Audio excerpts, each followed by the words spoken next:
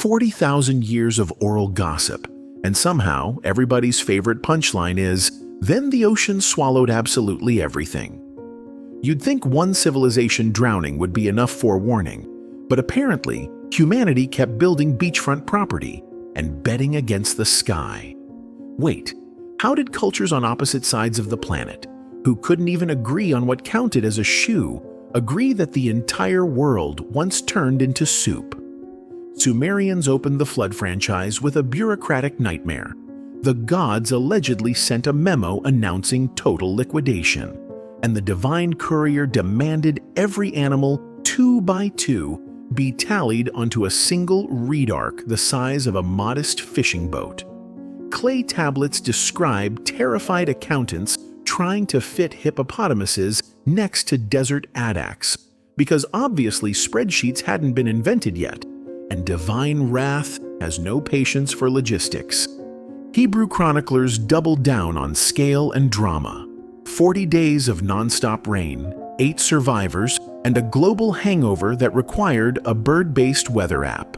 Noah's first post-deluge act was planting a vineyard and blacking out, suggesting that repopulating Earth came second to inventing the world's earliest coping mechanism.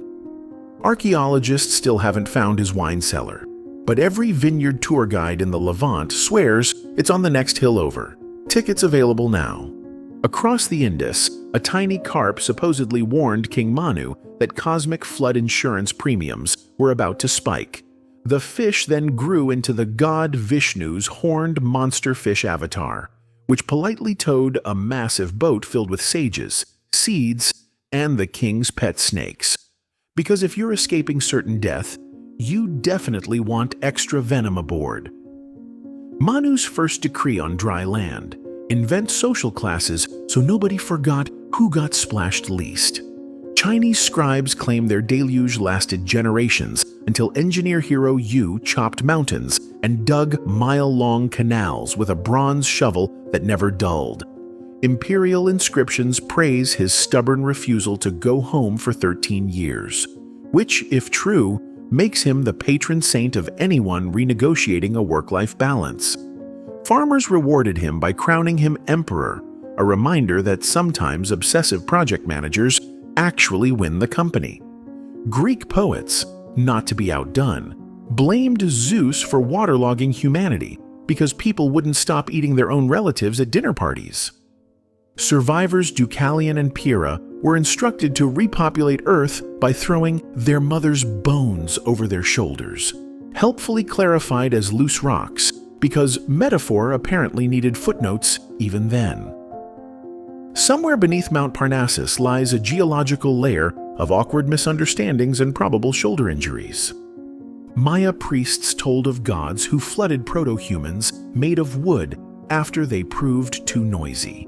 The surviving parrot recounts, in feathered detail, etched on pottery, how the creators sent a rain of boiling resin, snapping turtle armies, and a screaming jaguar tsunami for style points.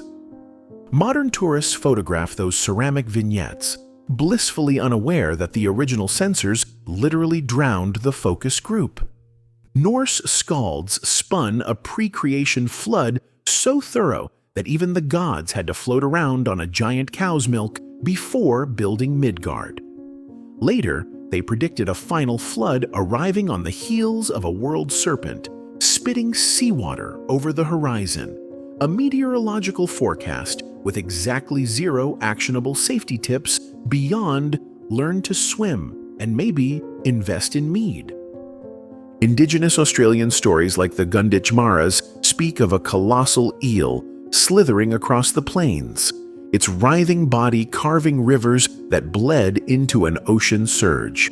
Rock art shows villagers calmly fishing beside lava-blackened channels, because when your continent cycles between drought and deluge, you either adapt or storyboard morality tales with charcoal. Medieval Islamic scholars gathered every rumor they could afford ink for.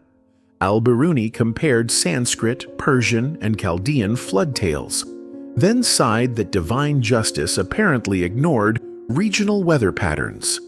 Meanwhile, monks in Northumberland copied the same story, added local saint cameos, and blamed wicked dancing for cloudburst severity, a theological mic drop on seasonal precipitation. By the 13th century, European mapmakers filled blank margins with mermaids weeping over submerged cathedrals. Mariners trading along the Malabar coast returned with Hindu flood scrolls, promptly mistranslated them, and insisted elephants once paddled across the Red Sea. Of course they did. It sold atlases. Every sopping anecdote was one more footnote proving oceans were vindictive and utterly uninterested in doctrinal nuance. Modern geologists drill the Black Sea, uncovering a sudden saltwater rush circa 5,600 BCE that might have inspired every boat-building panic in the Near East. Paleoclimatologists chart meltwater pulses from collapsing Ice Age ice sheets that raised sea levels faster than you can say real estate bubble. And at Göbekli Tepe, carved stone vultures hover over headless men, hinting that 12,000-year-old priests already suspected the sky had repeat offender tendencies. Psychologists now argue flood myths are humanity's collective vertigo. Living things survive best on coasts, yet dread them. Each tale scrambles to reconcile moral cause with hydraulic consequence. Cheat on your neighbor, and suddenly the Atlantic files HR paperwork. But the real shock isn't divine vengeance.